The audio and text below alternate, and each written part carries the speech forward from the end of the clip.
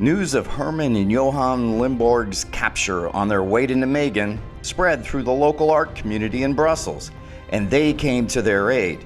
They rallied behind the brothers and helped in getting their release. Fortunately for the brothers, they were highly regarded in France as well.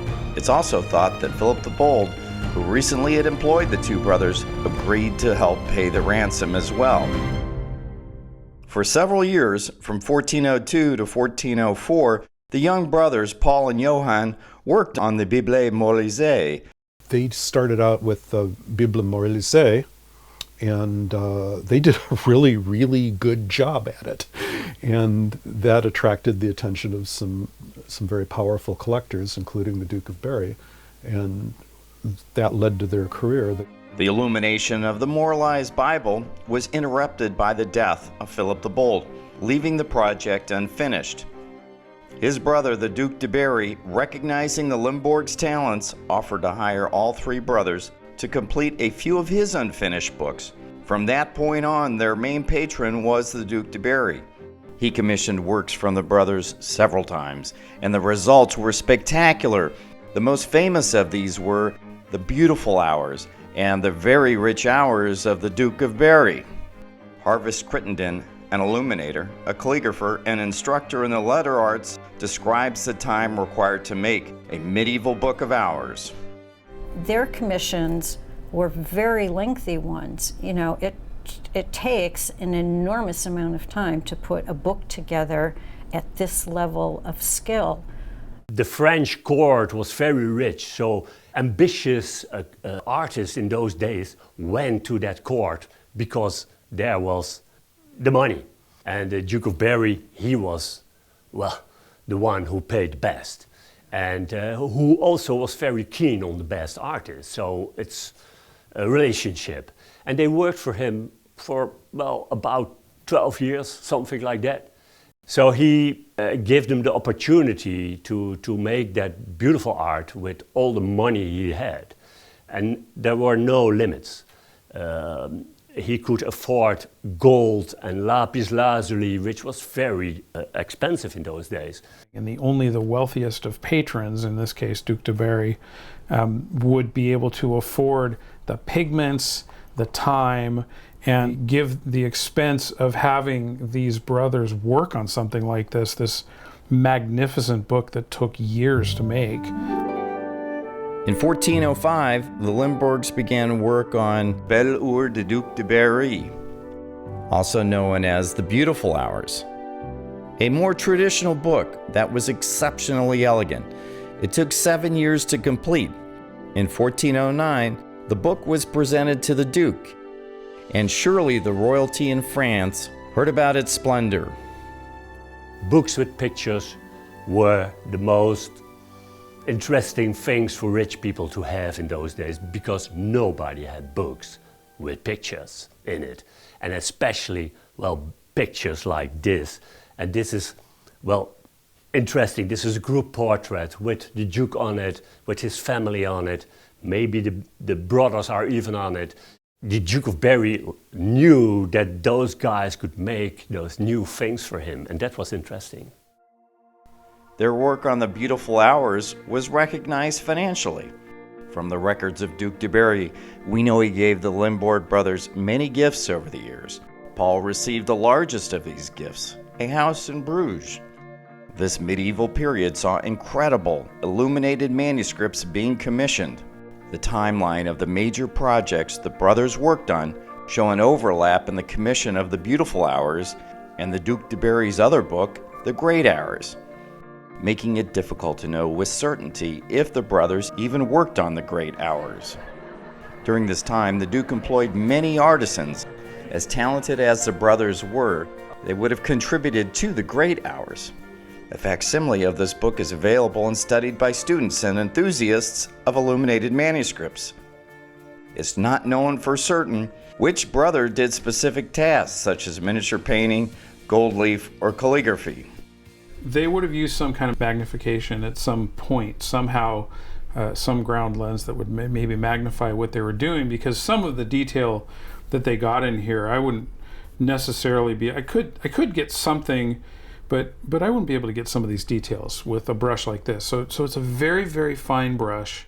And the pictures would help the people understand what the text was. And so it was a process that became, some are larger with very intricate borders. And the skill level of the Limbourg brothers is really shown in different little images tucked in the border that aren't very obvious. And so it draws a person in. You know, the big thing is what you see first, the big artistry, the big initial.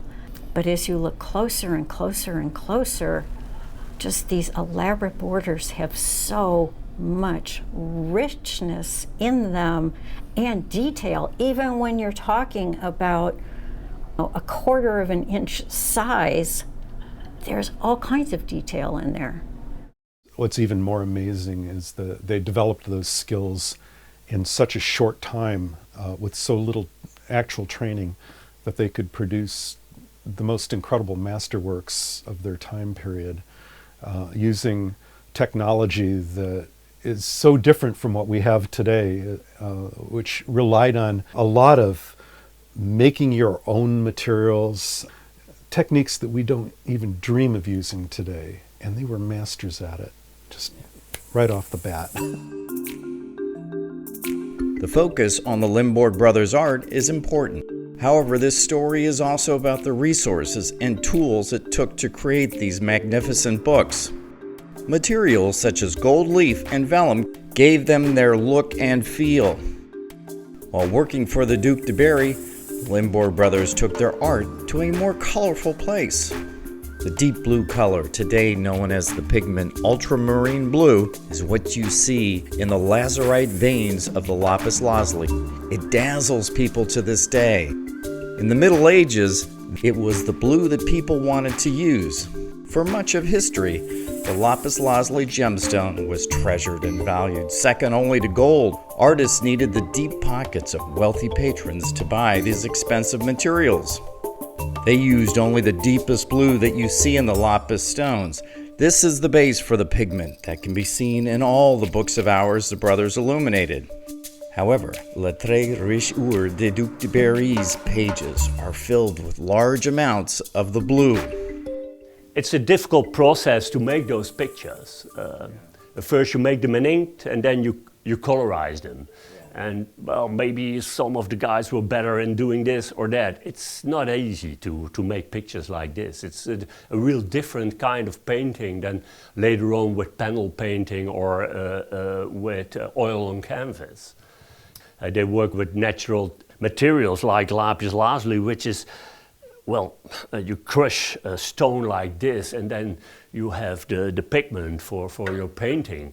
Lapis is a very involved process to get the finest blues out of it, and then it goes in gradations down to a very gray color. So by looking at the stone, I think you can see the blue veins that show through here. That is the purest color versus the back of the stone, which shows how gray it is.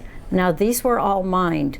And there was a mine in Afghanistan, which is where this came from. This is not a common thing that you can get.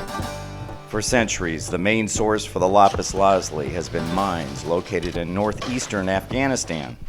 The valuable stone was then transported across the Mediterranean Sea by Venetian traders and then distributed around Europe. Historically, when they named colors, blue was the last color that they named. In fact, if you read the old Greeks, their description of the ocean is the wine dark sea. They didn't have a name for blue. And so it was one of the last colors that they could figure out, and one of the hardest colors to replicate in painting. And so when they found, the lapis, this lapis rock, which this is a beautifully polished rock that actually shows the color, but it shows you everything else that's in there, they would grind this up and make this amazing blue. And the Limbourgs were one of the first to really showcase it. And because of the process of using this rock and making it into a pigment, it was an extremely expensive proposition. In fact, if you see contracts of the time, they will very closely specify how much pigment they're going to use per page and how much all of that would cost. The blue, to this day, hundreds of years later, still sparkles, but it reflects light in certain ways, which makes it amazing to use for skies. There are certain colors that were extremely expensive because of the production. So lapis, because of the production, because it produced a color called ultramarine. These colors weren't just digging these up in dirt like some of the paints we make come literally from actual dirt. But in this case, they're using lapis, they're using gold and gold leaf, they're using reds, and they're putting all of this on a skin that comes from an animal. And so it had longevity, and it had this amazing expense that you rarely could see with any painters who are just painting regular paintings. The process to convert the stone to a paintable pigment is labor-intensive and very time-consuming, as Randy Asplund explains. You had to put it in a fire and get it really hot and then quench it with something like vinegar, and that would stress fracture it. We call that making it friable. And then it would be soft enough that you could put it into a mortar and pound it, and you could get it down into a pretty fine grit that you could check with a sieve, and anything that still needed more pounding went back in until you got it down to very, very, very fine sand. Then you could put it on a slab and you could mull it wet, and you'd take it down until it was such fine powder that you can't see a grit to it, even under magnification. The finer you grind it, the better it is. That gray calcite and that blue lazurite are so connected to each other in little tiny bits that you have to break it down until they're not. And once you've done that, then you can extract the calcite from the lazurite, the blue. Well, to do that, you first made up a resin. And this resin was made out of wax, beeswax, and pine sap, some linseed oil, sometimes some colophony. And this was all melted together with the very, very, very fine powder of blue. And then you would knead it and really work it together and let it sit for a long time under cold water, and it would kind of harden into this toffee-like substance. Then you could put it into either warm water or lye, which is potash solution, which they'd make by just taking wood ashes and in a pot and pouring hot water on it, and the chemical that came out was the potash solution. So you'd take that fluid and you would put the pieces of blue resin into it, and you'd work it, and the blue would come out. And then you would pour that off into a bowl, and then you'd pour some more lye onto it, and you'd work it again, and more blue would come off, but some of the calcite would come off too. So it wouldn't be quite as good a grade. You'd repeat this several times until you had several different grades of worsening and worsening blue. But these are hard stones. It's a long process to where you're just getting the pure blue that shines and sparkles 600 years later and will 1,000 years later. You know, it doesn't change. It's a rock, it's a stone. The recipe for extracting the dark blue from lapis stones has existed for over 1,000 years. And even prior to the Middle Ages, artists understood how to use elements in nature to accomplish the task of making this pigment. The image of a monk or scribe using a quill has been portrayed in dramatic movies. This image of a scribe using a feather quill with the plume intact, this is wrong. But people imagine big plumes coming off of these and long feathers, and that's misinformation. This portion is very heavy cartilage, and they're stiff, they hold a lot, and there's a lot of weight. So all these feathers just get in your way. So they're usually cut off and then sometimes picked clean, and sometimes they'll leave a little bit of the feathers on them, but no big plumes. These were also used because you can always recut the tips, so you can always have a nice, fresh, sharp tip if you need it. And when you're lettering, that makes a big difference. These are writing quills. And all these writing quills, you can see they've been used, they've been dipped in ink. These quills are the ones that would be used mostly for writing. And so some of these would be goose quills, and they have an extreme amount of flexibility that you'd be able to use. And so you'd be able to get a lot of variation within the letters themselves. But they would have been writing with these types of quills. This quill actually has a more modern sort of reservoir in it. This has a piece of metal, if you can see that will allow a little bit more ink to be in the quill itself and have a few more letters per dip. Now you've got it ruled out, you can write it. You wrote it against a slope usually. It's basically at about a 45-degree angle, and the quill, this is not cut into a quill yet, but basically if you just had the ink, or held the pen like that, writing on the flat of the table, there'd be a tendency for the ink to go down, and you can really do fine writing with that. Remember, the letters are not just a black line. They have those tiny little curlicue serifs and decorations and things. So when you're writing on the slope, you're holding the pen like this, basically slightly off of horizontal angles so that the ink doesn't jot out. It runs down a little slit, and you need really fine control of that ink to be able to do beautiful writing. The paper we use today is not as durable as vellum or parchment. The use of vellum to create the books is why they are still in good condition. The preparation of vellum is labor-intensive and a time-consuming process. The end result was a durable book that will last hundreds, if not thousands of years if cared for properly.